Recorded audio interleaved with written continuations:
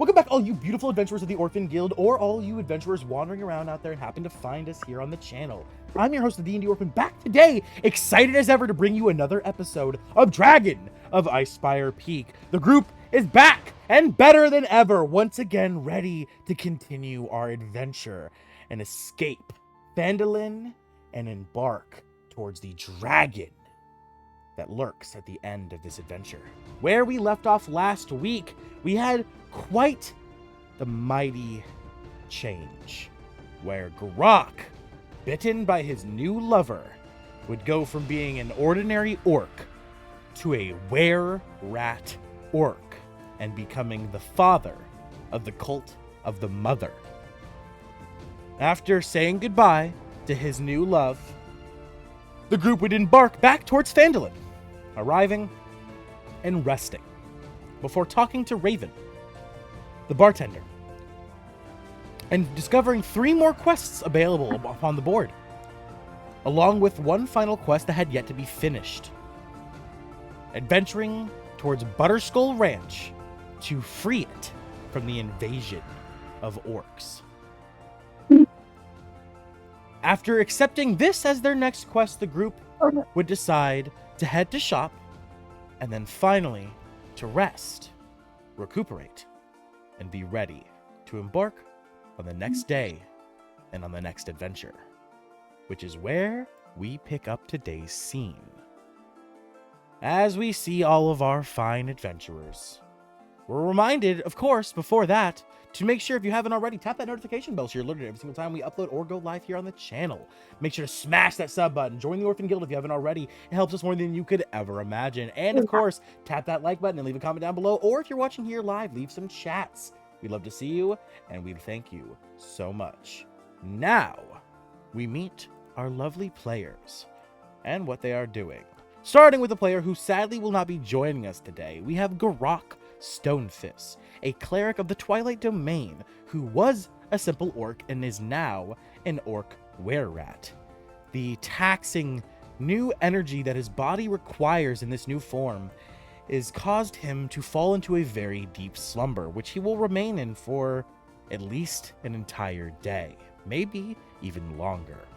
Also saying, the player sadly will not be joining us and their character will just simply be sleeping to explain the absence. From there, we have the other big boy of the group and, in my opinion, the most tenacious of our adventurers, Tharn Ironclad. Hello, I'm Kun. I play Tharn Ironclad, a Hill Goliath fighter, Echo Knight, and I will soon be multi-classing into a Barbarian. Tharn, as you sleep in your bed, as always, you find it to be a little too small for you, your feet hanging off, your head hitting the headrest, and it causes you to stir from your sleep. Awakening, you find yourself to be rather well rested, having, of course, taken a long rest, but being semi-stiff from the uncomfortableness of the sleeping positions. But, nevertheless, you rise from your bed, sitting upon... how do you begin your days, Tharn? What's the first things that go through his head as you awaken? I think in this case, Thorn will be thinking, are the kids all right after the weird stuff happening last quest? He will also be checking his weapons. For those who don't know, Tharn, being a Goliath and being a rather simple Goliath at that, does not understand the concept that people who are shorter than him, that don't have clearly wrinkled, aged skin, are in fact children, and not adults in their own right age.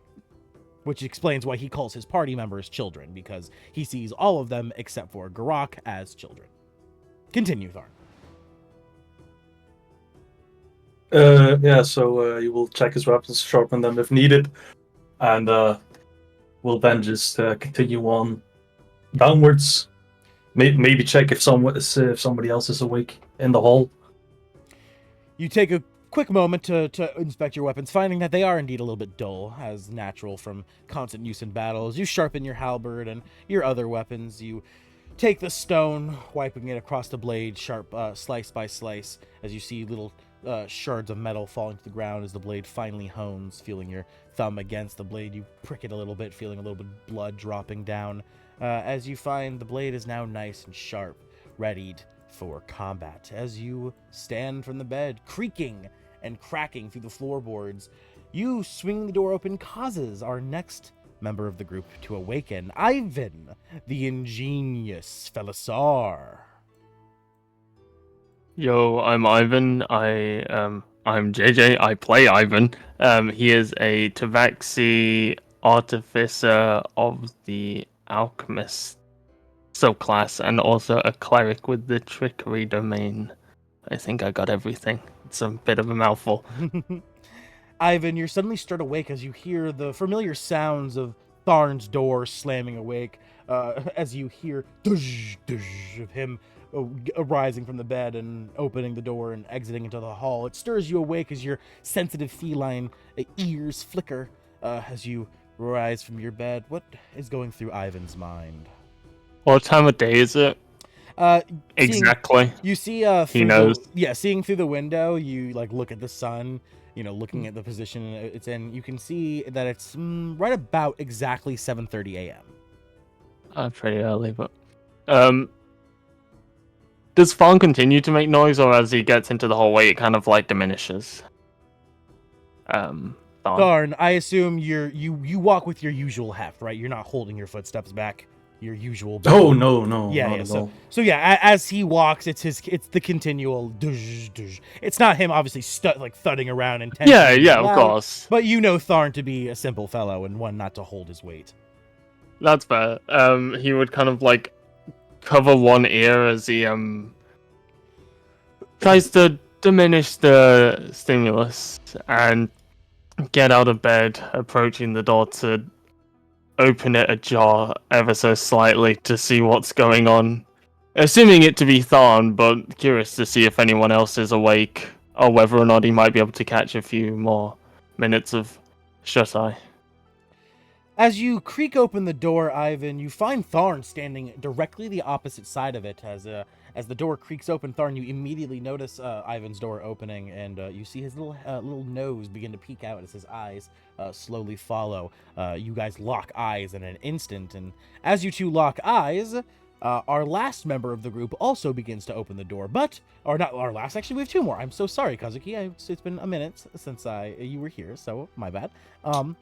Donovan, you hear, of course, Tharn's thudding and all, but it's your wife what really stirs you awake as you hear her tapping on your leg, and you feel her tapping on your leg, and you look down in your sleep as you see her looking up to you at your side as she smiles and she says to you, honey, it seems your friends are awake, and I know you're quite a sound sleeper, but if they're arising, I think it's time for that mission you told me about last night. You seemed rather urged about it too, so I wanted to make sure you were awake. Donovan, the dashing. Introduce yourself. Hi, I'm King. I play Donovan. He's a ASMR that thinks he's a Fae. His primary class is a Draconic Sorcerer. He's solely neglected his Warlock pact, which he has no idea about, so that's going to be interesting. But, yeah. We'll see where it goes. As you stir awake from your wife, and she speaks to you as you looking down to her, what do you say? What do you do? Donovan just grumbles in Elvish. I don't wanna. But then he realizes, hey, you kind of need to save the planet, so he forces himself to get up and pull on his usual attire before walking towards the door, looking back, seeing his broom, and he's like, boom, window, door. I don't want to deal with them right now, so he mage hands open the window and uses his broom to descend, closing the window behind him with mage hand. All right. Donovan, as you exit via the window, your wife chuckles, looking to you. You're so silly. As you slowly descend from the window, disappearing from this scene and appearing in this one. As you slowly descend, Donovan, you find that the window beneath yours is currently sitting open, as pretty much the entire tavern kind of like or not the entire tavern, but like at first it's just one. You see one little boy is looking at you, and as he sees you slowly descending on a broom, he points. Oh, look, guys, look, magic! As the entire rest of his table all snaps their head to you, and you see a lot of new faces. Specifically, also the child's not recognizing him. All 4 of these people at this table are new to you. You see them staring at you confusingly before they quickly snap their attention back to their conversation at hand, telling him to mind his own business. You see the goblin saying at the table, as the little boy kind of like, oh, yeah, my bad, as he like kind of lumbers down. As you slowly descend from the window, Donovan. What language are they speaking? Common. Can I try to eavesdrop? Yeah, for sure. They're not really hiding their conversation. They're openly talking. No, well, what are they talking about? See if I can dig up a Phandalin tale. You hear that these 4 are adventurers as well. They were given a quest by the King of Neverwinter Woods to enter the Phandalin mines and handle business there in the place that has been long since closed off. Very location that you yourself were told you could not go into unless speaking to the king himself. It seems these 4 individuals have been given that privilege. As they all speak to each other, you hear them discussing things that they've seen in the Lost Mines, monsters, beasts that they've slayed. It seems they're rather adept adventurers, being maybe only a few, if not 1 or 2 levels lower than you and your group. Mm-hmm. You can tell very clearly that the little boy, while appearing to be a part of their group, you're not sure what he is, though it's rather clear the man in entire cloaked robes is a rogue. He carries a dagger at his side and has one on the table as well. The man next to him, clad in iron armor with a shining sword upon his back, you can tell very clearly to be some kind of night fighter. The goblin carries a bunch of cooking supplies. Though you see he also has some magic tools, like a wand on his side, so maybe he's some kind of sorcerer, artificer, or wizard, though you're not quite sure. And as I said, the little boy is a complete mystery to you. Mm-hmm. Are they eating or drinking anything?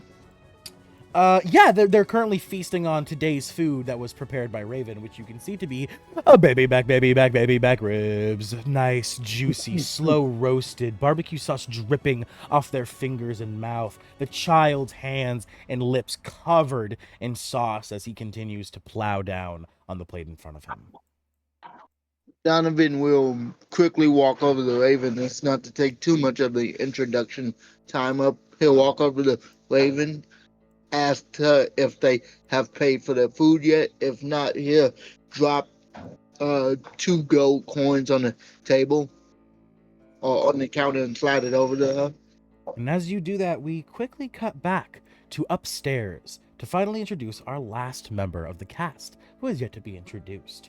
Our killer fairy, the one, the only, Kazuki. Please introduce yourself. Hi, I am Kazuki. I am a fairy pixie and a rogue barbarian that subclass is Path of Berserker. And with that, as you slowly open your eyes, you find that you hear the sound of a window clicking open to the room next to you, though the louder sound at hand to be thudding footsteps that quickly shock you and stir you awake.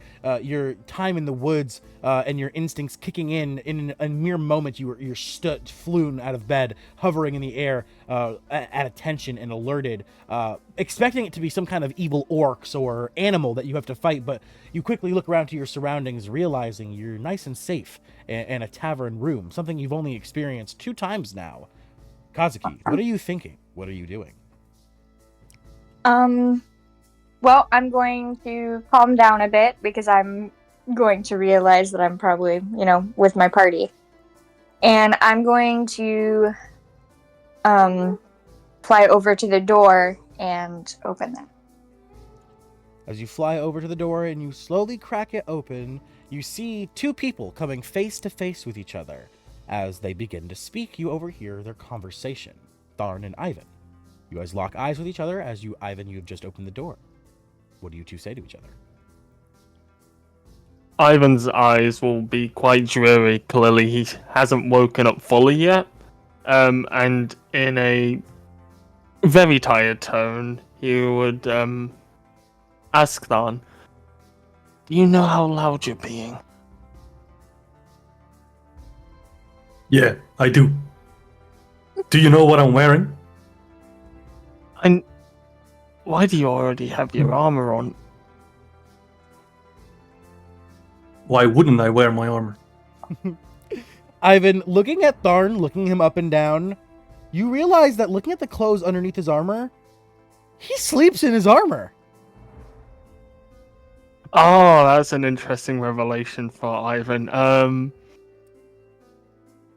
He's not very good at hiding the fact that he's visibly confused and also imagining what it would be like and partially uncomfortable. Never mind. Ivan, you quickly hear little jingles and sounds of wings flapping coming from the distance with your keen perception as you see Kazuki slowly floating out of the room, seeing you two. Kazuki, what do you do? How do you approach them? I'm just gonna fly over them and do a small little wave and say good morning. Good morning. Good morning. You all three simultaneously locking eyes with each other. Good morning. Basically, he's kind of running on autopilot as Ivan at the moment. He very, very dreary still. But he will eventually come out of his room after collecting all of his vials and attaching them to his clothes and getting properly dressed and not sleeping in armor. That's an interesting revelation. I never knew that. Wearing your armor while sleeping takes less time. That means it takes less time to be prepared to get up and out. Or if what if we got attacked? If someone stabs you in your sleep? I don't have that problem. I love this. I don't even know if Tharn had that intention, but Tharn said that he had his armor on and didn't say when he was introducing his character. He said he sharpened his weapons, but he never said that he took the whole, because it takes a lot of time to put heavy armor on. It takes 10 minutes. Yeah, it's not a simple. Exactly. So he was up and at him, which means I had to just he had his armor on in his sleep, so now that's a character trait for Tharn. Also, I'm from the mountains. How often do you think I had access to water? Exactly, yeah, so it doesn't even matter.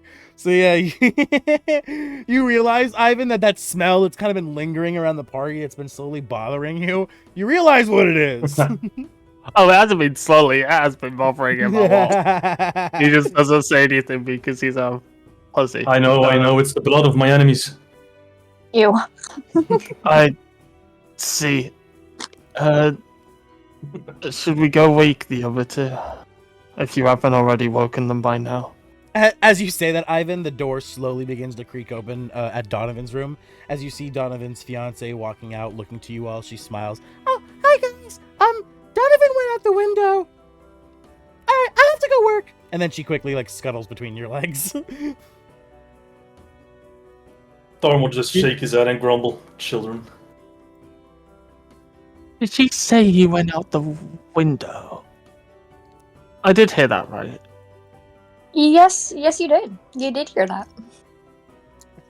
As did I! As you hear another door swing open kind of from the other direction as Gilbert Gungo steps out. The great Gilbert Gungo as well heard that. He seems to have flown out the window because he's too intimidated by my presence. As you see him click his heels as he begins to walk towards the stairs. Kazuki is just gonna give him a look and just be like, okay, and then start flying past the other two to go downstairs. Alright. As you fly past them, zooming over towards the stairs, you disappear from the scene at hand as Ivan and Tharn used to see Kazuki zip past you, following the great Gilbert Gungo down the stairs towards the bottom level of the tavern. What do you two do? I will say to Ivan that I will just be getting a hearty breakfast, and he can tag along if he wants to. He would give a small nod as Gilbert, right? Gilbert. Yes, Gilbert Gilbert yeah. Gungo.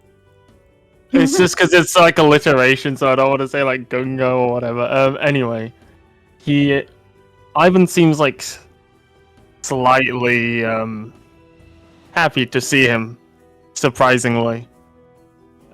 Despite his dreary state, he's the energy is probably what he needed to pick himself up and start the day. So he would follow Fawn closely behind, because the sound of breakfast actually sounds very nice at the moment. Ivan, as you walk past Garrak's room, you hear heavy snoring. You remember, oh wait, no, he was gonna check in on him. Yeah. You remember the events of yesterday and how much energy was exerted from Garrak's body during the transformation, and hearing how deep he's slumbering, you can assume that he could use some rest. As you probably decide to let him sleep for a bit. That's fair. He'll leave like a couple ingredients at the door, like home remedies to help with ailments. They don't really do anything, they're mostly just RP. Gotcha. As you slip down the stairs quickly, following Tharn, as you both appear coming down the stairs. Kazuki, having gone down first, you zip down the stairs, flying quickly. You see Gilbert posted up, ready to begin his performance, standing next to the window in the spotlight of the sun, as he always does. You see Donovan sitting at the table currently, about to begin to speak to Raven and to his wife. As you also see quite a few new faces. Obviously, you haven't been with the group for a very long time, so you haven't experienced the tavern too many times, but you have seen the groups of people that visit it. And while the two in the back seem very familiar, you recognize the two dwarves. The other 5 people in the tavern, you don't recognize this table completely, entirely, and this man in white and completely, entirely. As you zip down the stairs, flying into the scene, Kazuki, what do you do? I'm gonna fly over to Donovan. Hey, so have you noticed the 5 new people here? And also, how long was I out?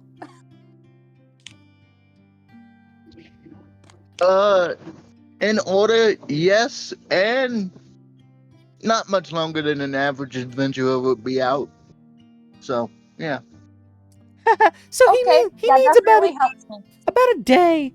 As you see the little gnome peeping, like peering over the table, half their head barely going over it, as like she kind of like grabs the edge and pulls herself up, and she tells you you've been sleeping for about a full day.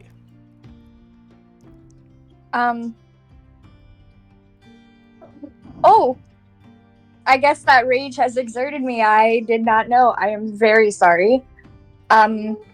Also, should I go talk to those people, see what they're about? No. I have it handled. Would you like to take your normal perch upon my shoulder? Yes, please. You may. I'm just gonna fly onto his shoulder. You hear like a kind of like a snick, like a sound of disgust, but like you know that noise you make with like through your teeth, I can't make it into Discord because Discord won't pick up the noise, but I don't know, like a whistle, not really like a whistle noise, but like, you know what I mean. Yeah, you stuck air in through your teeth. Yeah. Yeah, exactly. Thank you. Yes, that It's noise. called a tusk. Yeah. A tusk. Thank you. A tusk. As KT grumbles under her breath. Well, at least you don't get to perch on his face. Whoa! Hey, chill. We haven't got that far yet, Katie. Chill out. And Oh, you my see lord. her kick her feet. Yet. I know, and yet you're just letting her sit on your shoulder. I'm not having Good this eye. argument with you. Raven, how you doing, love? As you see KT quickly hop down and go to clean a table over here. Did nobody hear that yet? As Raven looks to you, hey, just leave their business alone, okay, big guy? As you're slowly coming down the stairs, Ivan following behind you. As she looks to all of you, she says, "It's good to see you awake finally." You're finally gonna go handle that quest you've been putting off forever? Butterskull Ranch could really use some fucking help. We ain't been putting it off. We've been folding other enemies. We've already killed 2 lieutenants of the dragon guy. So yeah, little respect, please. Okay, geez, sorry. I know Butterskull Ranch has some good people working for them, and Big Al himself is also a pretty good guy. I don't want to see any harm come to him. Anyway, the 4 people sitting over there at the table, have they paid for their food yet? Yes. Yeah, they actually paid for their next week of food and lodging already. Apparently they're some adventurers sent from Neverwinter to handle some catastrophe in the mines of Phandalin. Yeah, well, we're adventurers. You know, it's always a catastrophe somewhere. How about drinks? Have they paid for those yet? Yes. Yeah, I mean, for the whole next week, they're topped up and covered. Well, do me a favor, and he'll slide the 2 gold over to her, and he'll tell them to consider this a professional courtesy, and give them a couple rounds on the house, however much money will pay for. Okay, I'll add it to their tab since they have quite a bit saved up as is. Yeah. Now, I gotta head over to the. Go ahead. Before you guys get out of here, you're gonna be heading to a place that's quite far away. Butterskull Ranch isn't the quick trip. It's gonna take you some time to get there. You might need some information. Just let me know, and I can give you whatever you need. Information-wise. What information can you give us about Butterskull Ranch? Well, I'm rather acquainted with Alfonso Cazorn, also known as Big Al. He used to be the sheriff of Tribor, and he's also my dad. It's a town to the east where he was known as Big Al Calzorn. Yeah, long since days past. He retired nearly a decade ago, but Dad didn't really like retirement. Didn't sit well with him, so he started looking for a new challenge and decided to claim a plot of fertile land about 5 miles east of Connieberry. If I remember correctly, I heard you guys said you handled the Shrine of Savaris. Connieberry is the town you pass through to get there. The old destroyed place, ransacked by barbarians nearly, 8 years ago. Regardless, it's a farm that is quite large. It's known for one thing in particular. They're lumps of butter cleverly molded into shapes of humanoid skulls. Also the reason why it's called Butterskull Ranch.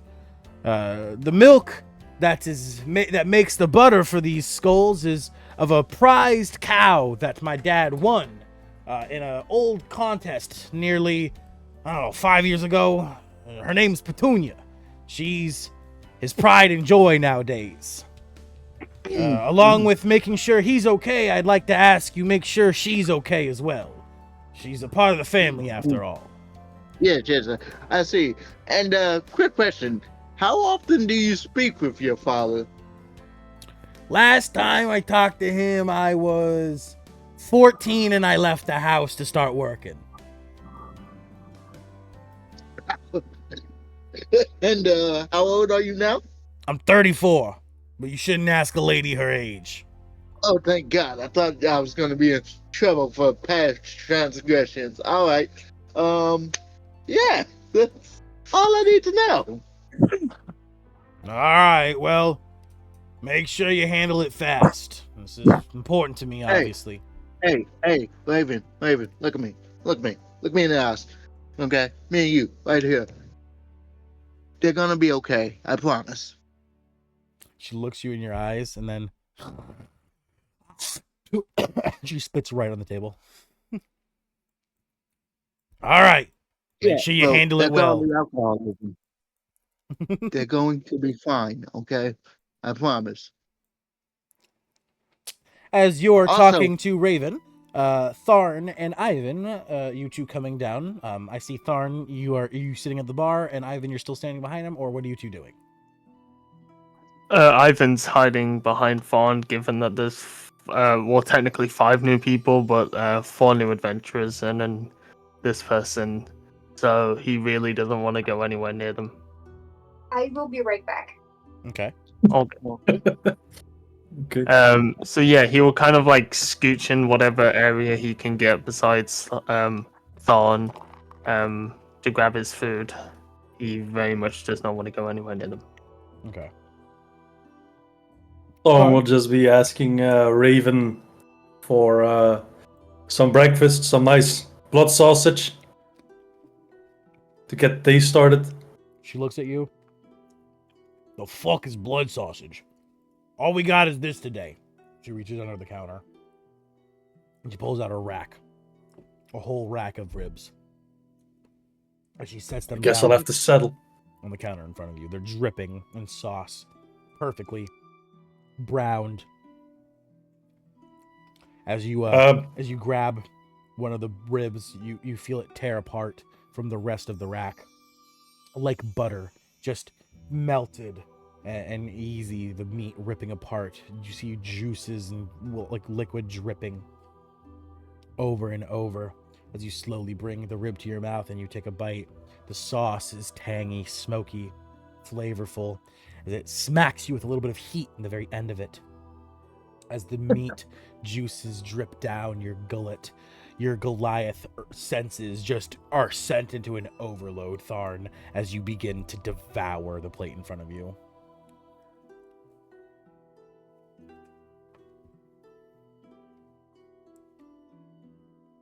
Yeah.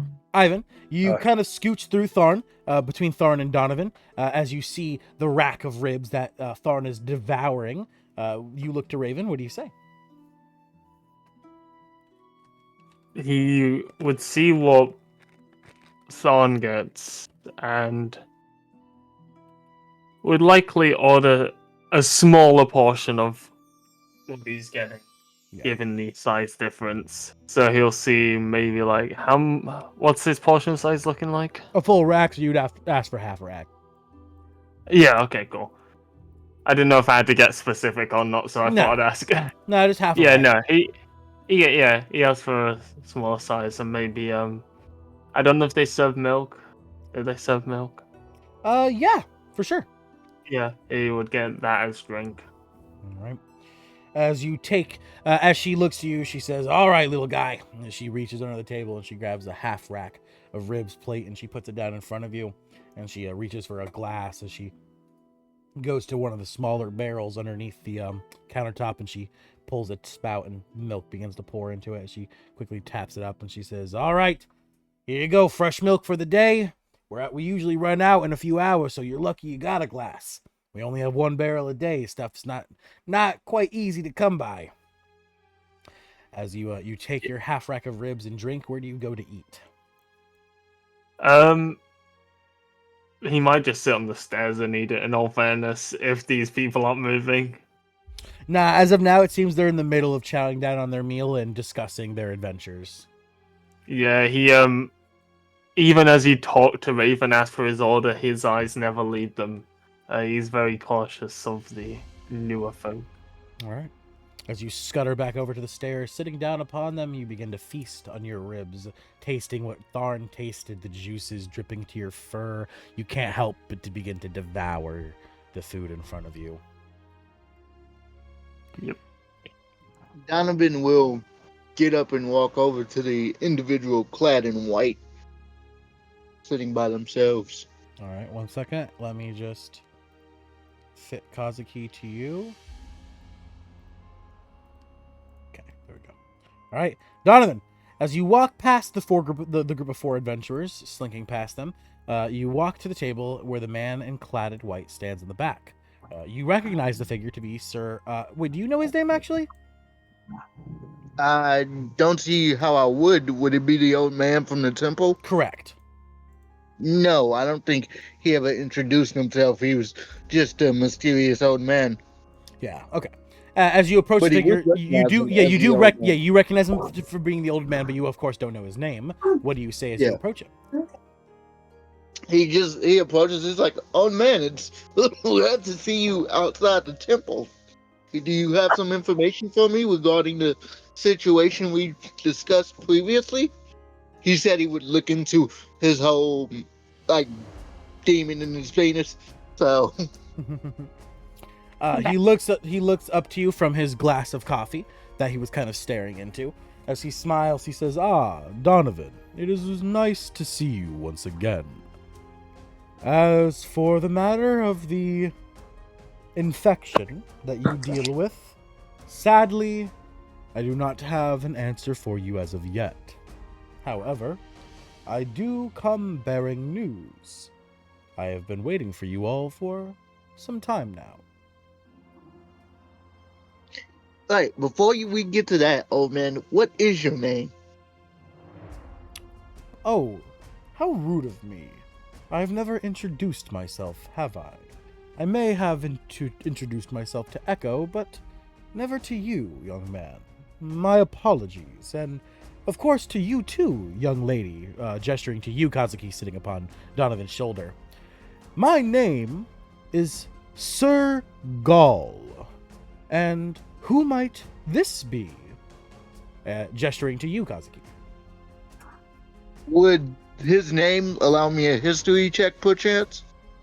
You don't recognize the name at all. Definitely not. Okay, so Donovan will just be like, "Oh, okay," and then he'd be like, this is actually a friend from my homeland. Apparently, her name is Kazuki." Hello. Ah, it is not often you see Hello. a mixed blood, especially of the races of fairy and pixie. Very, very interesting. Young one, See, where do you come from? To be honest, I just remember waking up in a place. Yeah. The Neverwinter Woods, specifically, is where you know you grew up in. There we go. Yeah. Ah, a fairy pixie hybrid who awoke in the Neverwinter Woods. Very strange indeed, as your species are not native to these lands. As your tall friend here has said, your kind are native to the Fey Wilds. So as to how you have arrived here, and have no idea as to how, is quite the mystery indeed. Please, Sir Donovan, make sure to take fine care of this sweet little fellow, as I believe your fates are more deeply intertwined than you know.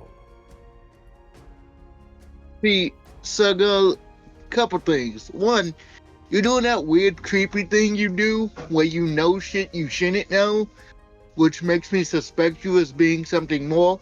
And that's fine, because I need all the help I can get, honestly, trying to save the goddamn realm.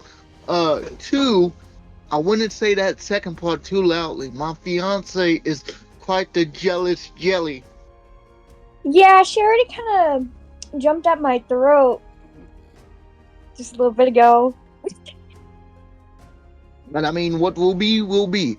So we'll have to see. I do not mean to concern your wife, for I do not mean in the romantic Yeah, sense. I meant more that you both being from the same realm and having strange origins, it's not unlikely that your fates will share some similarities. Not to say you will in any way end up in that scenario, as your wife worries. I simply mean to say that it is strange that you have encountered each other, is it not?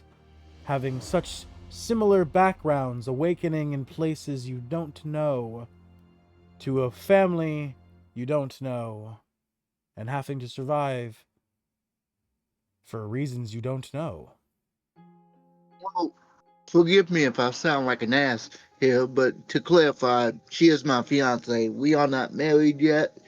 And I don't know if I want to marry such a jealous jelly, because you need confidence and trust in any relationship. But otherwise, you're completely correct. And worry not, Sir Donovan, as I do know things that I am not telling you.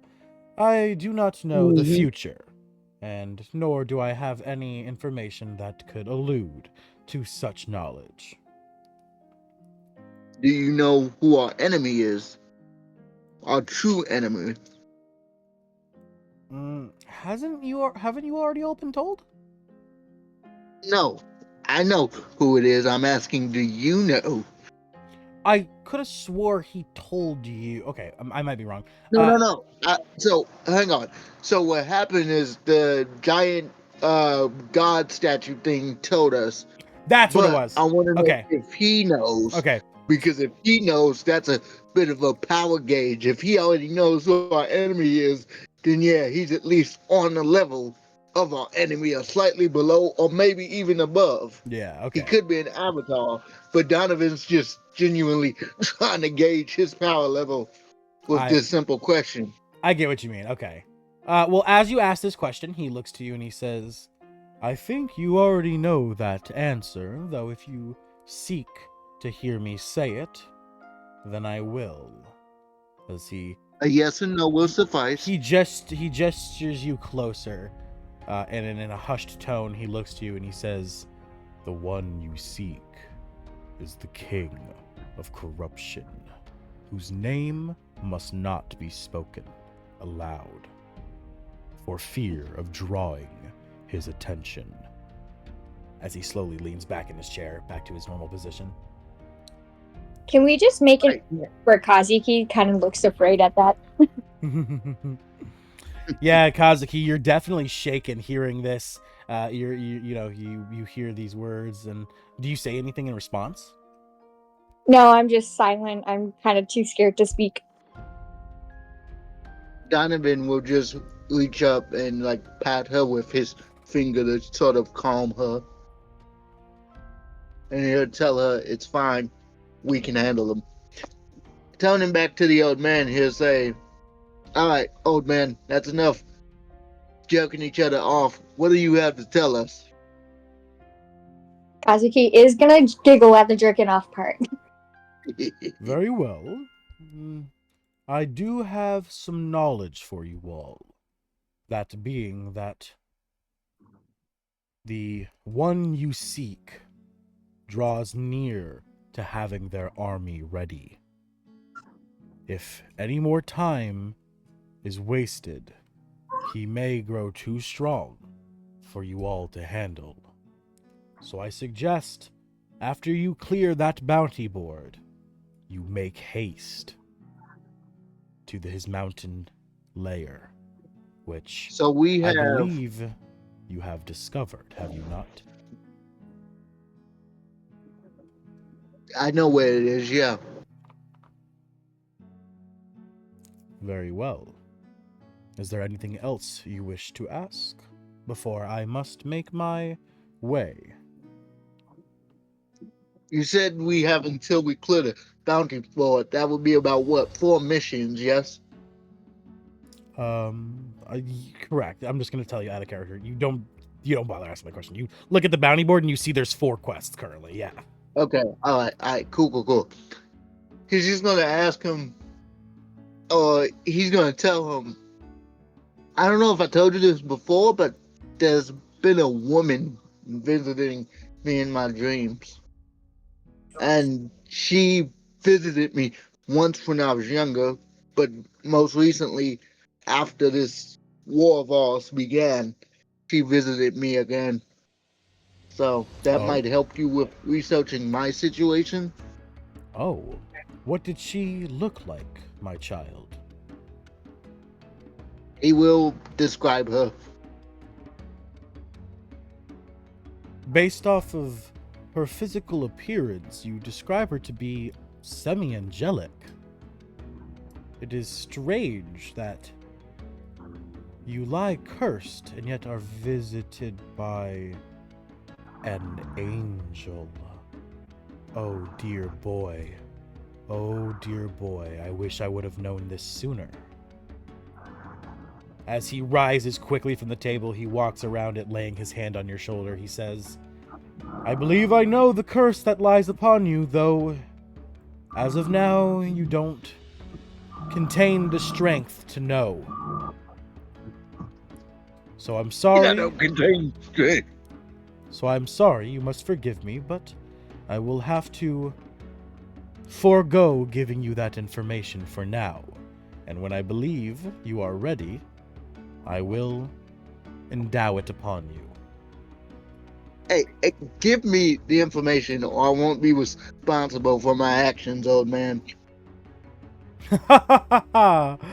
Young one, as he slowly starts walking past you, we are all responsible for our actions. As he begins to He walk sort of away. like turns around, ready to blast. He's like, I'm gonna say this one more time. Tell me, or I'm gonna set you on fire. And as you say that, a bunch of heads snap to you. You immediately grab the attention of damn near everyone in the tavern, as Sir Gull, by the time you turn around and see him, has now made his way all the way over to Tharn, seeming to look at Tharn, though Tharn, you can tell very clearly he is not looking at you, he is looking through you. As you hear the old man Donovan say, if you wish to fire a fireball, feel free to do so, as I am more than sure that it will not affect me. He laughs a little. He chuckles deeply as he looks to you, Tharn, and he turns his attention from Donovan to you, Tharn, and he says, could you please step aside, big fellow? Sure, Elder. Sure. Kindly appreciated. He gives you a small bow as you move out of the way, Tharn, kind of pushing Gilbert a little bit out of the way, too. Ah, fuck. I'm sorry, big man. Jeez. As the old man walks past you, Tharn, as Ivan, you see Tharn stepping out of the side, and you see the figure that was sitting in the corner, now standing right in front of you. Your attention so garnered by the delicious food in front of you that you weren't really paying attention. It wasn't until Donovan got all loud and fireball-y that you really recognized what was going on. But by then, he was already standing right in front of Tharn, so you didn't really have much of an opportunity to do anything. But what do you do now as you see him standing right in front of you, staring you dead in the eyes? He would move to the side, like very slowly, moving his plate because he's a very slow eater, and his glass of milk that is now half drank. His Hey, hands Orphan. are visibly shaking as you can hear the clattering. Yeah, he'd move out the way and then he would try and like As move close. As you begin to, he quickly, like his staff rests down, not like jabbing at you or anything, obviously, but like just fast enough to where like it stops you from walking past to him. As he looks to you, you see him shake his head and say, "Fear not, my child, for I am not here to harm you. I simply wish to speak to you, not go up the stairs." Hey, Orphan, Ivan, real quick, I texted you if you can look at that. Perfect. Ivan's ears would perk, but he doesn't know this person, so he kind of stumbles over his words a little bit, like I am right now. What is it? My child, I recognize something inside you. Something I saw from the minute you walked down those stairs. Something I caught a glimpse of when I saw you standing outside the God of Laughter's shrine. I believe you have sensed it too, as did Echo, as he sought my guidance and help with your problem. I assume the leaf he has given you has rotted by now, has it not?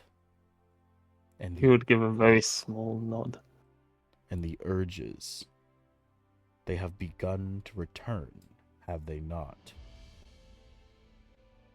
Once again, he gives a very small nod. That old greedy bastard. As he kneels down to you. Looking you eyes in eyes, he is now at your height. His white robes laying across the ground. As he looks you in his eyes, you see a tear fall to his cheek. I am sorry that you were swindled or forced into what you have been swindled or forced into. And sadly, I cannot overcome this, but you can. You now contain divine light, and while it is currently icky and black, if cleansed, could lead you down a path you never thought possible before. Just know this, my furry feline friend. Even in the darkest of moments, when all that remains is black, if you wade through, you can breach the other side and cleanse yourself of this affliction. As he rests his hand on your shoulder, you feel a little bit of magic entering your body, soothing you, which directly conflicts with Abathor's energy inside of you. Of course, I would imagine as much. You feel a gut-wrenching sickness for a brief moment. You gag and you vomit, black sludge coming out of you. But as it comes out, you feel better, like a toxin has been removed from your body. As he looks to you, he says, I have given you a little more time, but from here on out, your decisions will have more of an impact than you could ever imagine.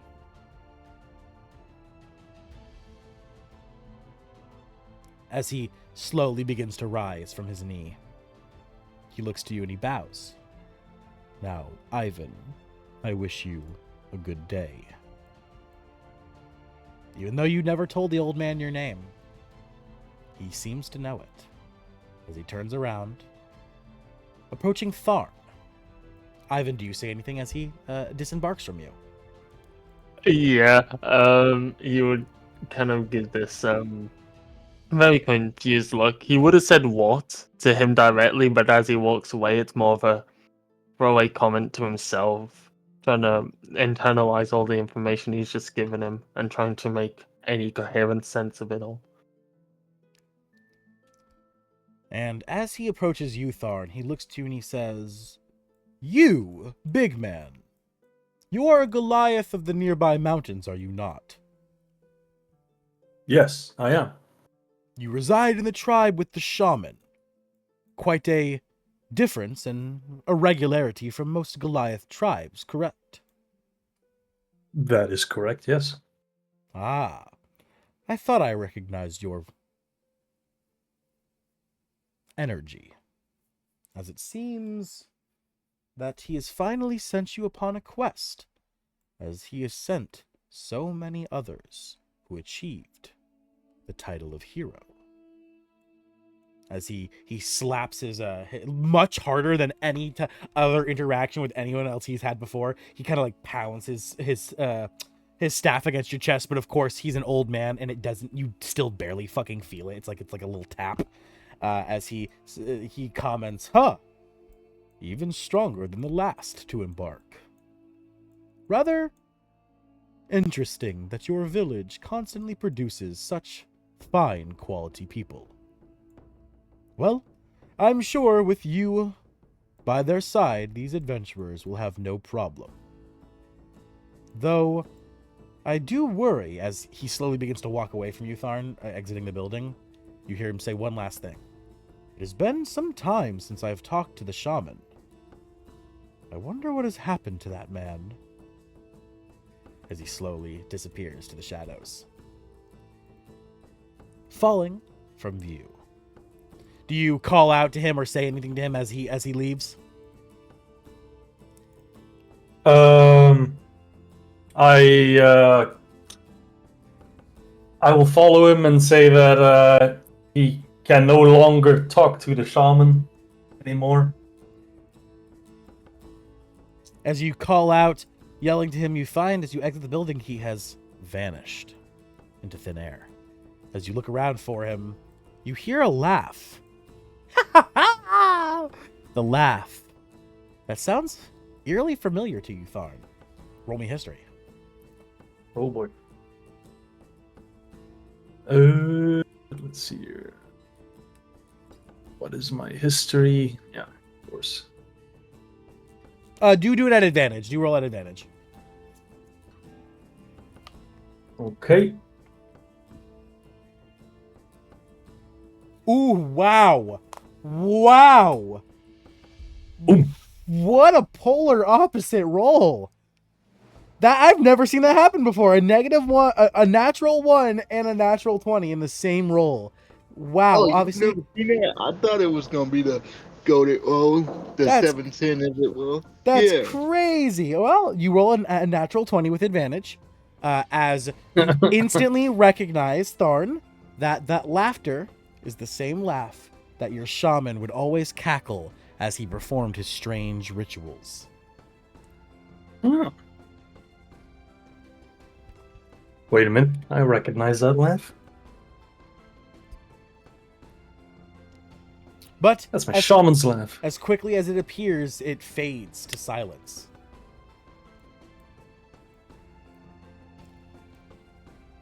Weird. Maybe I'll meet him again. Ask him what the similarity is. And as you make your way back inside, Donovan, I assume you're coming back to the group now.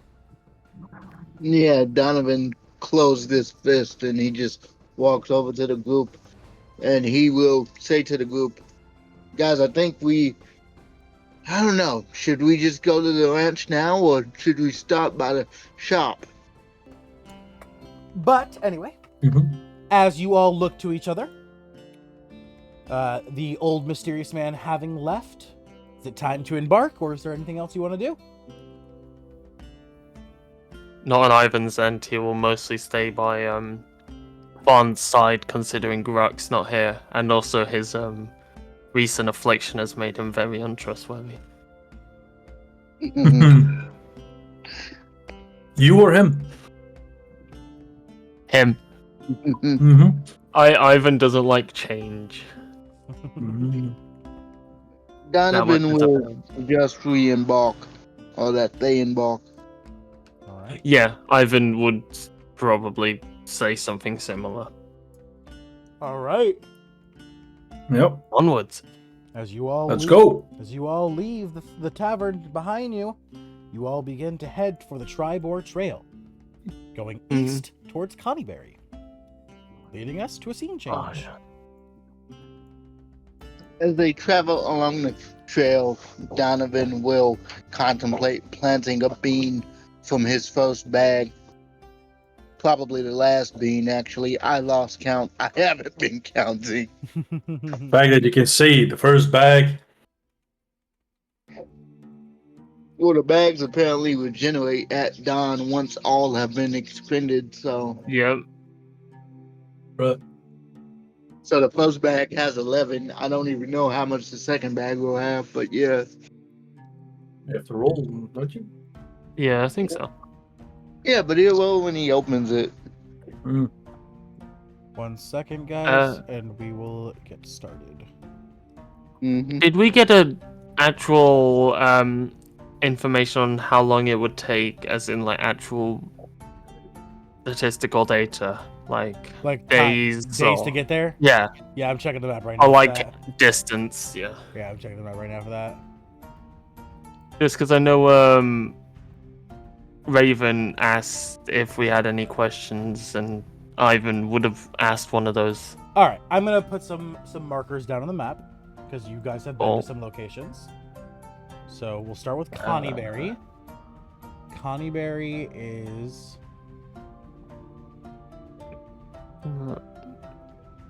Here. Connieberry. Why am I yellow? Connieberry is right I here. want the yellow. How do I change? There we go. All right, there's Connieberry. Yeah.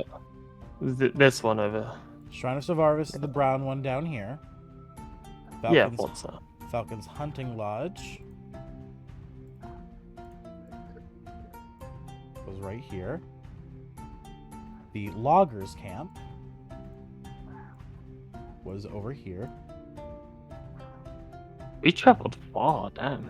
Okay, Yeah. where else have you guys gone so far? You guys have gone to, of course, Phandalin, which is already marked on the map. Yeah. Umbridge Hill, which is right behind Phandalin. Yeah, it's like not that far. Yeah. Yep, right there.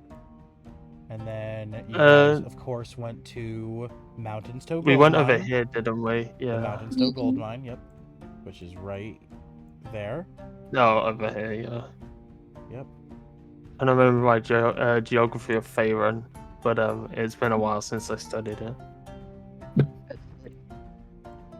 Actually, this is right here. And Oh. then Nomengrad. You guys haven't been to Axelholm yet. That's the quest you guys just got. But Nomengrad, Yeah. you have been to Nomengrad, which Nomengrad Yeah. is right here. Every time I hear it, I have to think of The Witcher. Yep. Yep, that's where Nomengrad is, right there. And then Dwarven Excavation is the last place I have to mark because you've been there. And that will be the black one, and it is right here. All right, there is the locations man. you guys have been to so far. Now there's an actually useful map that of places you have been to. So we're currently going to Cairmont. You want to go to Connieberry, and then right past Connieberry. is Butterskull Ranch. Butterskull. Opening up your map and heeding Raven's words, knowing that it's right past Connieberry, you begin to track how much distance it will take you to get there. Seeing as every hexagon on your map is 5 miles, it will take you, and you can travel how many miles in one day? I think it was 30. So 5, 10, 15, 20, 25, 30. You can travel 6 hexagons in one day before needing to break, which means to get to the Butterskull Ranch will take you 1, 2, 3, 4, 5, 6. 1, 2, 3, 4, 5, 6. Exactly 2 days Yep. travel. Okay. So are we in Connieberry? No, We're currently going. you're leaving. past it. You're We're in leaving. Phandalin. You're leaving Phandalin right now. You're going to Connieberry. That's the first goal. That's I over mean, we here, just right? left the tavern. Yeah. Yeah, I say we just go for the 6, or the 30 miles, the 6 hexagons. Yeah, no sweat off my blow. I'll just use my boom and float it. We do that, then we take our break, then we just go right in the morning. Yeah. Sounds good. I'll plant the bean when we get to Connieberry. He said 6, so it'd be 1, 2, 3, 4, 5, 6. Like over this direction is where we'd have to. Take your first break. Okay, cool. All right. So you all embark from Phandalin, taking the wagon that was loaned to you guys for your adventures by Barthen's Provisions. You guys embark, yawing upon the horses to continue down the Tribor Trail and heading to Connieberry. Your first day of travel is damn near completely uneventful. Traveling upon the Tribor Trail is a rather boring adventure, as it is damn near empty with nothing happening. You pass a few other people along the way, giving smiles and nods, but other than that, sadly, you don't see much, nor does much happen.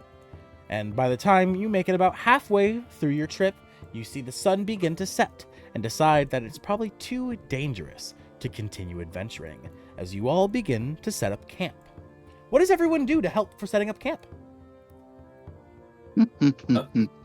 I will go into the nearby woods-ish to collect some firewood.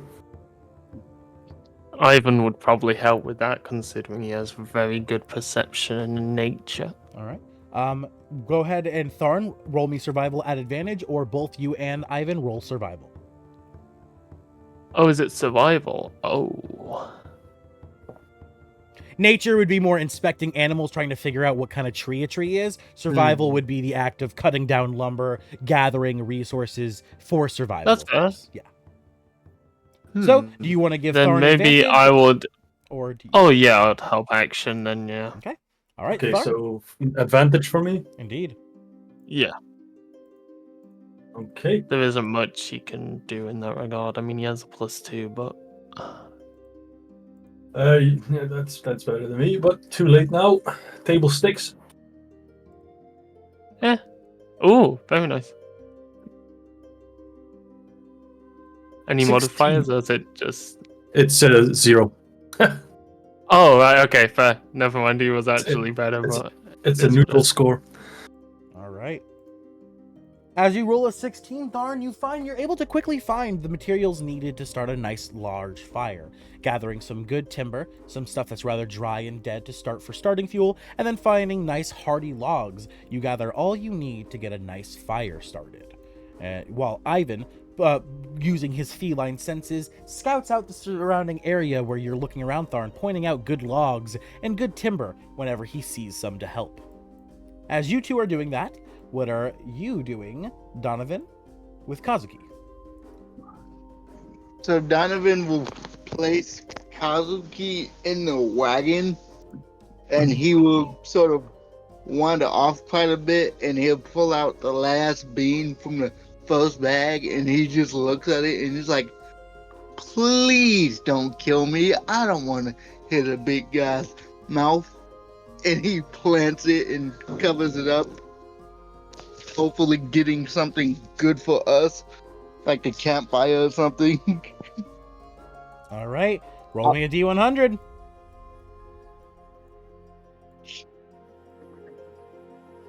Nine? Well, check your table. What did you get? Damn, that's a low roll. Oh. A geyser erupts and spouts beer, water, berry juice, tea, vinegar, or oil. All right. And it goes for 1d12 rounds. All right. What do you choose to sprout? And roll the D12 to see how long it goes. Let's spout something that can actually help us. Let's do some berry juice. That will be refreshing. Okay. And let me roll a d12.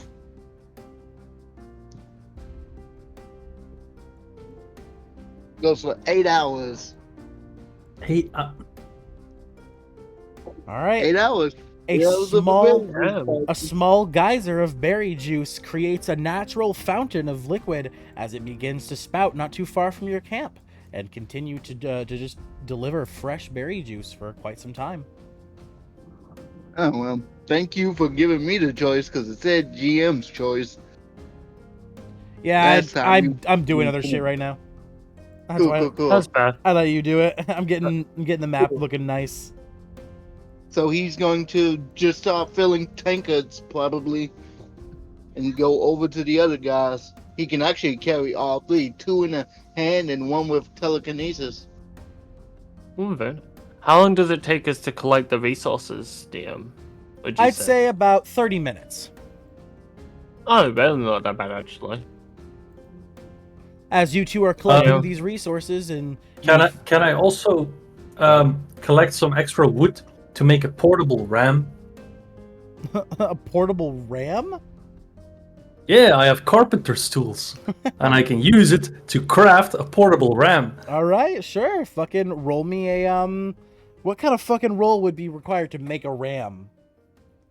I mean, I it's have no woodcarver's idea. tools, so you just do a 1d20 plus your Yep, woodcarvers. there you go. Yeah, do a carpentry roll. Do a carpentry I mean- roll.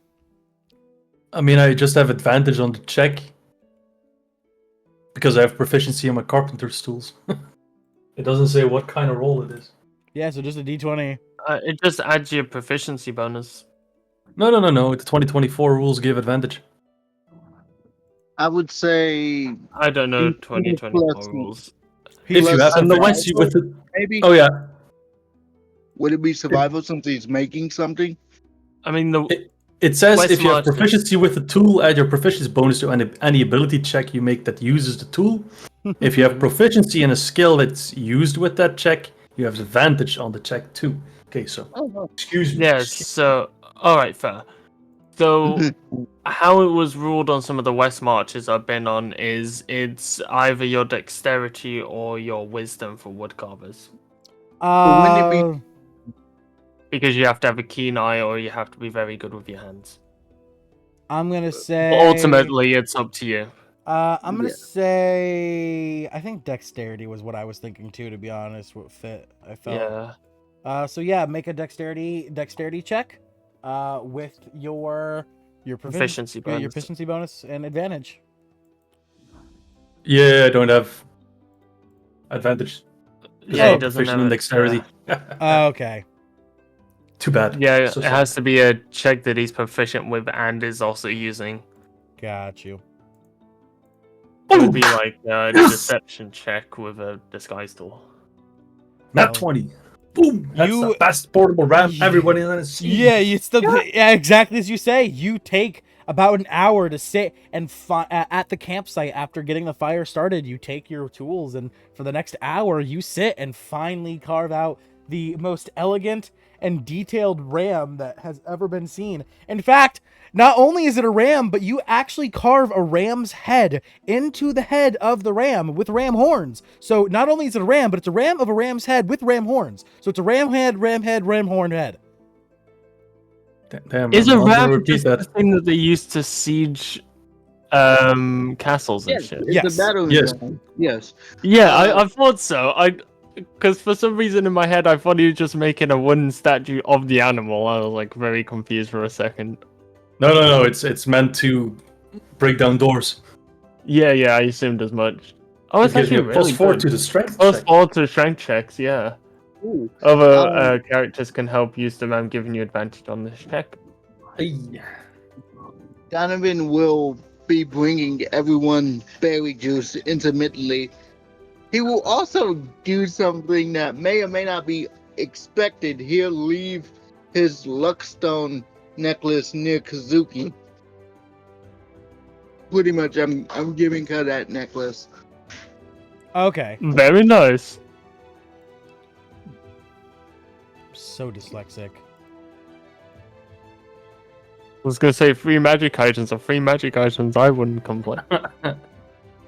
You're not a rogue. Luckstone's also pretty good, unless it's the cursed variant. Yeah. There's a curse variant. Yeah, you it's know called that. Cursed Luckstone, and you can't Mhm. unattune to it without remove curse. Yep. That's from a source book I don't have. Yeah, it's my default one. It's quite funny because you kind of just give it to someone they think it's good, and then they realize that they can't swap it out for anything better. Yep. Curse Luckstone.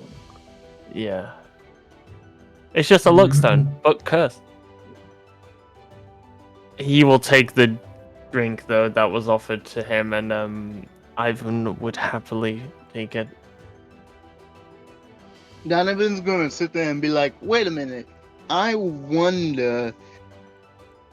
And he will sort of hold this cup and just sort of look at it and be like, alright, so when we get to Butterskull Ranch, what's the plan? We're just going in blasting or what?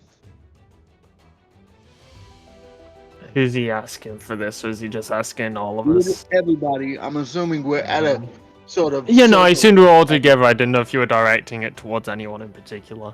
Yeah, no, he's just handing out from the geyser, and he's like, so what's the plan? As he hands everyone their cups. Between sips, he would contemplate a plan, a look of concentration on his face as he tries tries to think of what would be best, considering that one of the party members seems to be in a catatonic state and the other one is not with them at the moment. Well, I'm sure Garrak will find his own way to us when the time comes. But also, I think I can handle the mobs if the big guy wants to focus on whoever the boss orc is of this siege. That sparks an idea in Ivan's mind as he would create a potion for the both of you. He will hand a potion of, is it resilience? Let me just double check. Yeah, resilience to Tharn, and he'll hand off a potion of boldness to you, Donovan. Being both a blue and a dark purple color, respectively. And he would explain what each of those do. Oh, thank you for the potion. We should hit it by tomorrow evening. I'm actually not very tired at all. I guess it's because I haven't expended any magic, thankfully. But who wants first watch? What did the? I'll take the first watch. What did the potion of resilience do again? +1 to AC. He plans on using Shield of Faithful on you to gain +3 AC in total, so you're not going to get hit, hopefully. Touch wood. Touch wood. Yeah. Go ahead, you're going to get back-to-back nat 20s, touch wood. Okay. I'll take the second and then one. Ivan would take the third. All right. He guesses. Oh, we have thingy with us. Gilbert. What's his face? The bard. We have the bard with us. Oh yeah, he's just chilling in the. That's- He's passed out sleeping in the wagon. That motherfucker has been sleeping the whole day. Oh, useful. Typical lazy ass dog. The fact that you forget his Gongo, Gilbert Gongo, the great Gilbert Gongo. Every now and then I you don't know how hear. to pronounce the last name. Yeah, every now and then you hear him in his slumber. It is I, the great Gilbert Congo. Bow before my music. Every now and then. You see Donovan's eye twitch and he just mumbles to himself, nobody would know. We're in the woods. It's dark out here. Nobody would fucking know. By the way, he did create potions. They do lose their effectiveness once he takes a long rest. I kind of did this preemptively, so We'll he say would you do did the it at the end. exact same thing. We'll say you did it at the end of the long rest instead. You're good. Yeah. So when they arrive and they're going into battle, they're not just drinking water. Yeah. Yeah. Although that would be helpful, that's not his intention. Hydration is important. Exactly, but I don't think a vial's worth of hydration is enough. Yeah, well, so we take our long rest. Yeah. As you all fall asleep at your nice campsite, each of you taking turns acting as guards. That is, except for Gilbert, who is so passed out sleeping that he can't be bothered to be acting as a guard. That's fair, he'll be useful later. Yeah. As you all get your nice long night's rest, getting a long rest, of course, everyone take one now if you need to. You all reawaken for the next day as through your tents and into your sleeping bags, you see the flutter of the new day's light as the sun begins to rise. As you all begin to stir from your slumber, packing up your campsite, gathering all your stuff together, you can't help but feel like you're being watched in the distance from the forest. That's fine. Make a perception check at disadvantage. Go ahead. At disadvantage? It would be at distance. yeah, it would be a disadvantage because they're nearly like fucking 5 miles away from you. Oh, okay. Yeah. I was gonna say, I'm pretty sure like the normal human perception is 2 miles. Yeah, If I'm not mistaken. yeah. So disadvantage, since it's nearly double that. Yeah. It's more than double. It's almost triple that. 5. Yeah, you kind of lean over and like you kind of look over your shoulder, Donovan, every time you feel like something's watching you, but all you can see in the distance is the large, dense forest of Neverwinter Woods. Alright, well, be that as it may, I have 11 beans to plant. Should I plant another bean before we go, gentlemen? As the geyser Yeah. has since dried up, just a little bit of sticky juice lying on the ground where the geyser once was. You see ants just going crazy over there. Have a good time, good people. Guys, should I plant one? Let me know. Ivan would give a small shrug, murmuring it's probably better here than closer to where we're heading. Sure, go ahead. You can Okay. even plant multiple if you want. No. No. He would give a very concerned look to Thorn. Yeah, let's not do that, big guy. Hey, I'm not the smartest. Wait, Thorn's over here is like, that another guy? that's a 30, right? No, that's 3. But I know we said something about duplicates. I think that's another geyser. Yeah, if you want to roll again, that's fine. I Yeah. will allow duplicates, but if you want to roll again to not get a duplicate, that's fine. Okay. 94. Some of the Holy trash. shit. Was Yeah. that something bad? 94. Probably. A pyramid with a 60 square foot base. Burst Oh, it's Inside this is one. a sarcophagus containing a mummy lord. The pyramid is treated as the mummy lord's lair, and the sarcophagus contains a treasure of the GM's choice. Oh no. As Donovan said, suddenly in front of you all, a giant pyramid begins to grow from the ground, rising higher and higher, higher and higher. Wait, so we're not inside of it? No, it's Oh, thank fuck for that. You Oh, I think we did not can't want to get be mummy facing lord? a mummy lord at this Mummy level. lord. Absolutely not. We can fight him. Knuckle up. I'm pretty sure it's like CL14. Yeah, he's a fucking 10th level spellcaster. All jokes aside, we'd get old. We would get old. Oh, absolutely. Well, it would look at us in the wrong way and we would perish. as before Yeah, well, you, we can. the tomb sprouts, a giant Egyptian pyramid growing from the ground.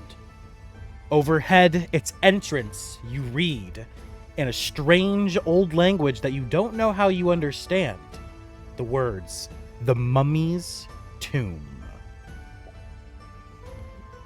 As a new location has appeared on the map. Well, that's a Hey. side quest for another time. Yeah, Well, we're maybe gonna I get to should like have level one more 20. We're gonna bean. come back. I mean, I could roleplay this out as me not being smart, as just charging straight into the pyramid. If you want to do that, I'm here. I was for gonna it. say you'll get 2 out of your 3 corruption stacks. So hey, if you want to live life on the edge, I don't blame you. I'm Goal- here. your goal now, y'all's goal becomes to bait the dragon to the mummy's tomb to get them to fight each other. Bro, yeah. Okay, wait a minute. Here's my plan. Here's my plan since that just happened and the GM just gave it to me. What if we walk in and convince the mummy lord to fight the dragon on his home turf? Ooh. I don't want to die.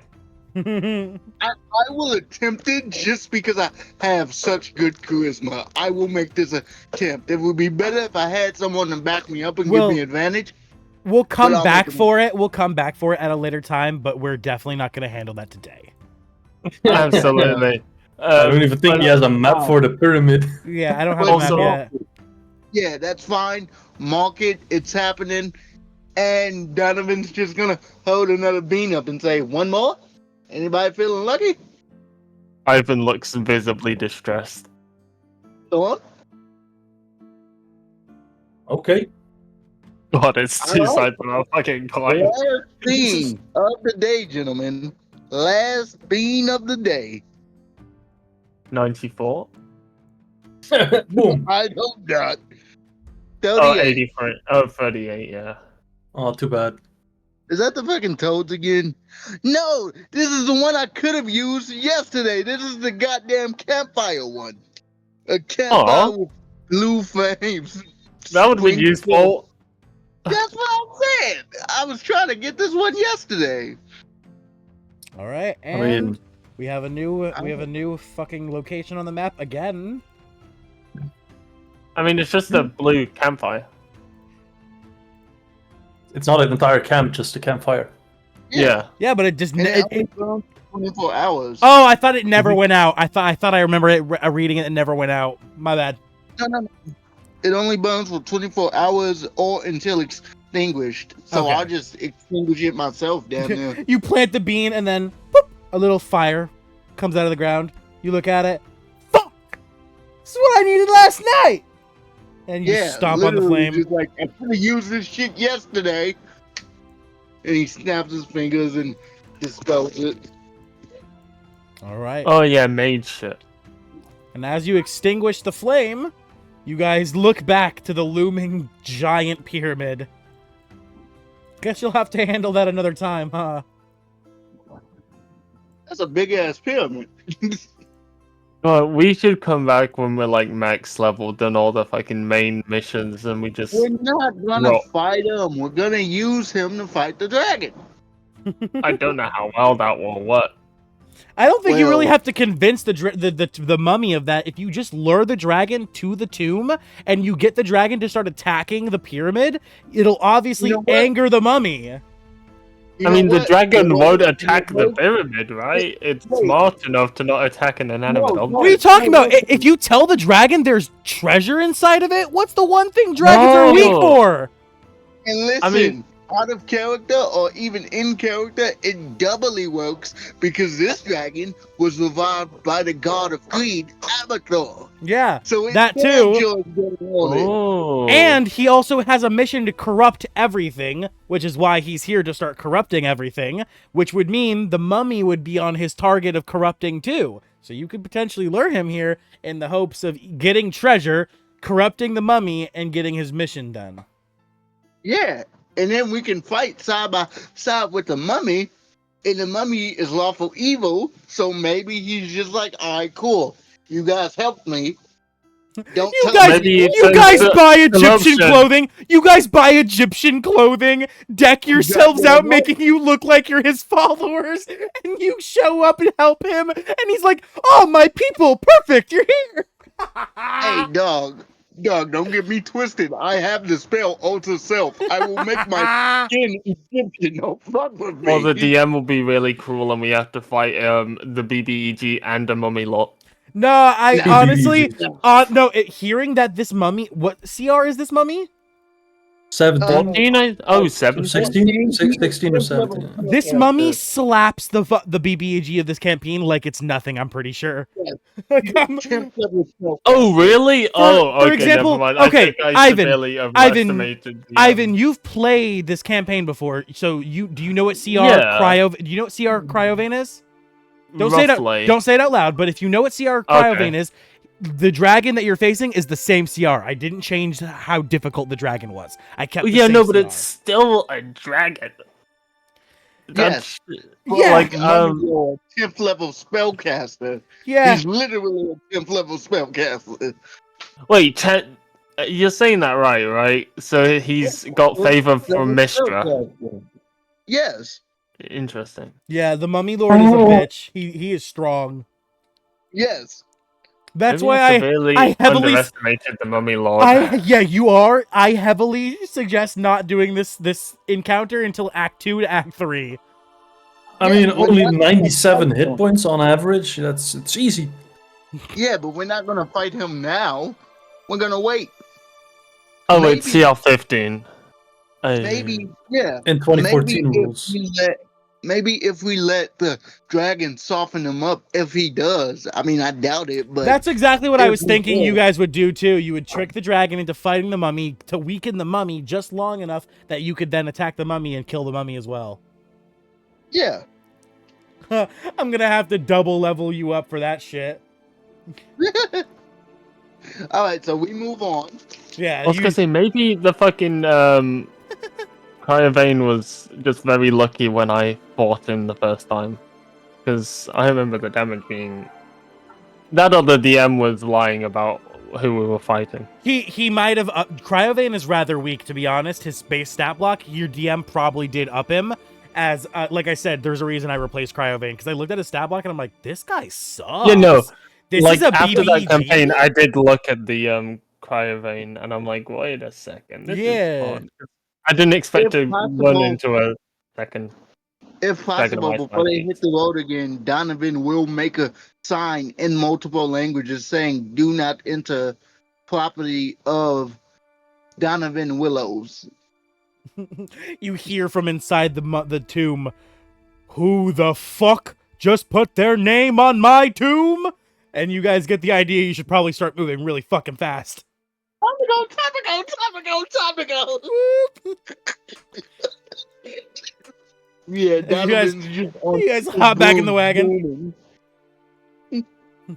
As Gilbert swiftly wakes up, oh, what the fuck is that? I want to go in there! As he hops out of the wagon and begins to walk towards the tomb. Huh? He turns around. And Donovan literally tugs on him with telekinesis, like, "Come on, Oh, we but need to go." don't you see the cool play? And then from inside he hears, who dares? And he's like, oh, okay, yep. And he turns around. He quickly sprints towards the wagon, jumping in it as you guys are making your way, leaving. Oh yeah, Donovan's zooming on his boom. He's not even in the wagon. He heard that dude's voice and was like, "Nope." I'll remember this. You hear in the distance coming from the tomb.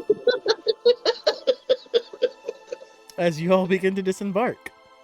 It takes you about half a day, but about half a day's of travel, you have reached Connieberry, arriving at the small dead town that you traveled through before. However, this time, you find the town is a little more lively with the sound of horses. As you all enter inside, you see standing at 3 different locations, there are 3 horses within Connieberry. Immediately cast Speak with Animals. All right, you cast Speak with Animals, and what do you do? Approach. What do the horses look like? Does any one of them look like they're a leader horse or Roll me alpha? perception. Okay. 1 second. Perception is, I don't remember. I believe it's a +2. Yeah, it's a +2. You said, well, perception. Okay. +2. Boom, boom. 15. While none of the horses appear to be an alpha, you do recognize immediately that all 3 horses are branded with the letters B-A-K. If you'd like to make a history check to figure out what that means, I will allow. Yes. Go ahead. I don't. Okay. I was gonna say Ivan might help him out with it. Ivan, using your natural perception, you see the letters, and as Donovan seems to be inspecting them, you offer him some help in trying to figure out what they mean. Donovan, roll at advantage. He cracks open his history book. Ivan, you might be better. How about I help you? Would that be okay? He would give a small nod. All right, Ivan, using your feline memory, you remember everything from the past 48 hours, you instantly recognize what BAK stands for. Big Al Calzorn, the name of the ranch leader who you're attempting to go help. No. By the way, I accurately recall anything within the past month. Oh, past Yeah. month! Oh yeah, Jesus you goddamn fuck. encyclopedia. Yeah.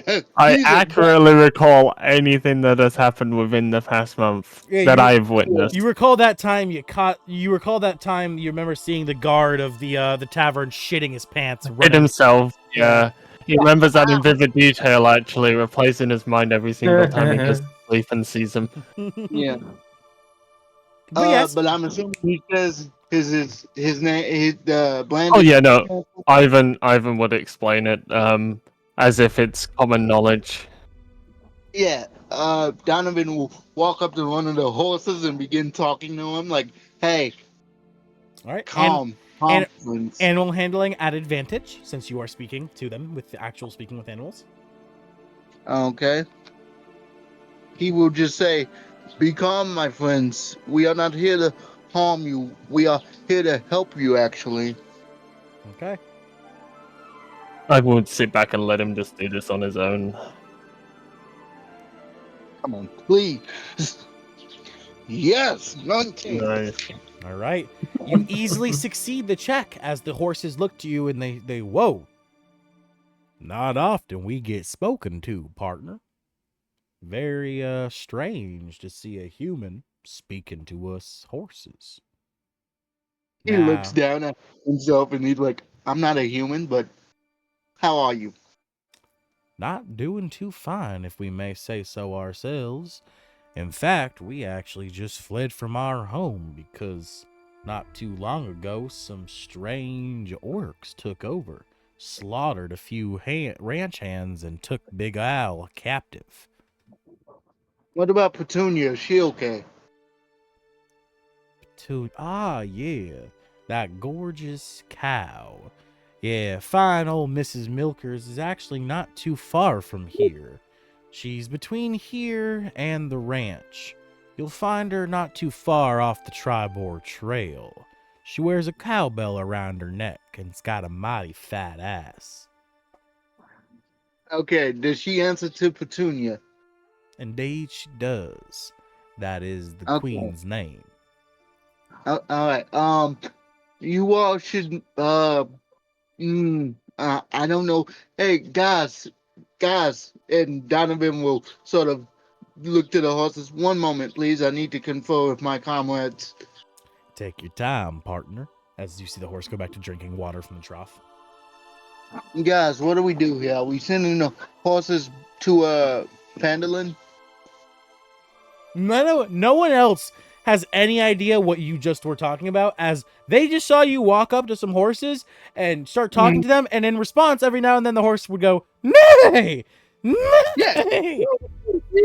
Yeah. To which Ivan is very confused and was kind of giving him a look of expectation that he was gonna translate. Let me elaborate. The Butterskull Ranch has been breached. Petunia's somewhere along the tribal trail between here and the ranch. And those horses fled from the ranch. They saw the Big Al get taken by the orcs.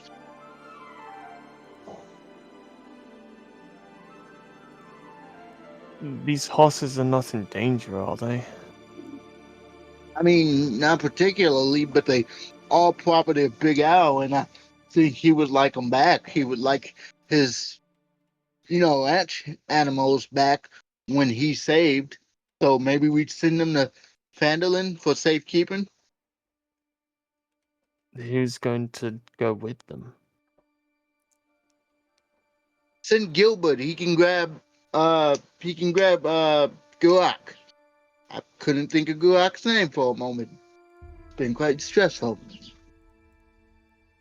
Ivan would contemplate it over a little bit. He did kind of want to make sure that everyone was here to make sure that this doesn't go to shit.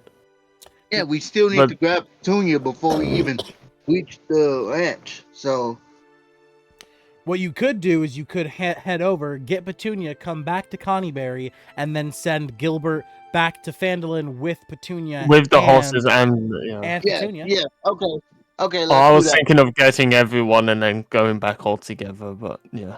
Let's do that. Let's send Gilbert back after we get Petunia. All right. So, listening Yeah. to the horse's instructions, Donovan, you gather Ivan and Tharn, and leaving the wagon, you walk down the Tribor Trail for about 100, 200 feet total. Not too far along your walk, you see the gorgeous golden cow, not too far off the side of the road, just as the horses said. You currently see Petunia munching down on some grass. You hear her cowbell jingling every now and then. Okay, do I need to recast Speak with Animals? No. Speak with Animals has a 10-minute cast. Unless- 10-minute, right? Yeah. So yeah, you're definitely still good. It wouldn't have been Okay. 10 minutes yet. Okay, Because it's either 10 minutes or an hour. I can't remember which one it was. I don't know. Donovan will walk up and be like, Hey, Petunia. Hey, pretty lady. How you doing, Your Majesty? Her head slowly rises from the grass, still munching on a mouthful that turns to you. I'm fine. Just munching grass. You only want grass? What if I gave you a sugar cube, ma'am? That sounds good. As she immediately begins walking over to you. No Okay. hesitation. Would you like to come with us and your friends?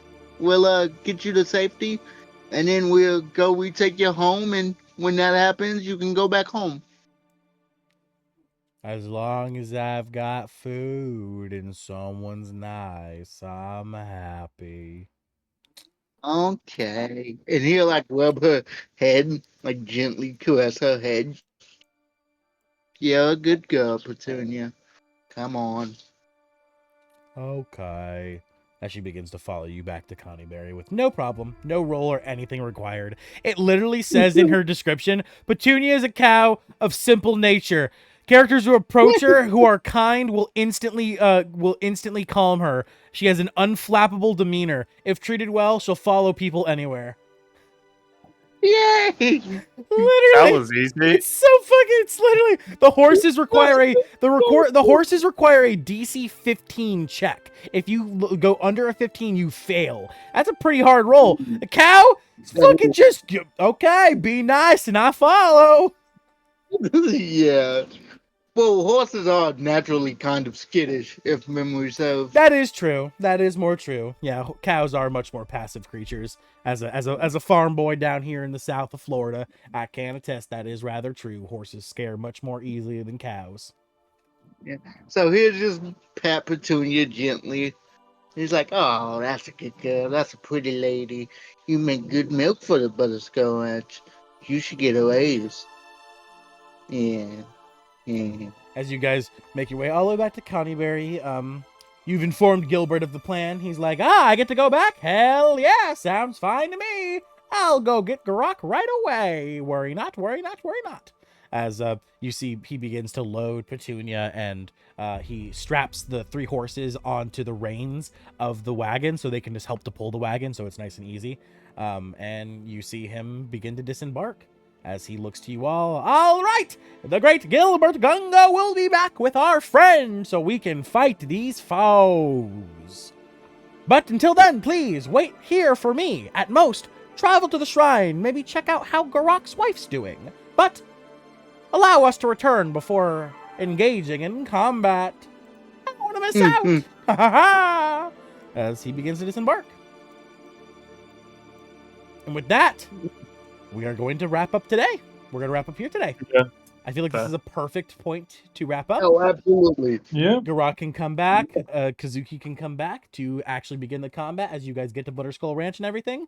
And we'll pick up here. So with that, I hope all of you beautiful adventurers at home have enjoyed watching. If you haven't already, please make sure to tap that notification bell so you're alerted every single time we upload or go live here on the channel. Make sure to smash that sub button, join the Orphan Guild if you haven't already, and make sure to hit that like button and leave a comment down below. Or if you're watching live, make sure to hop in the chat and leave some live chats. We love to have you guys watching, and we thank you so much, so much for your support. This has been your host, the D&D Orphan, signing off. Everyone say goodbye.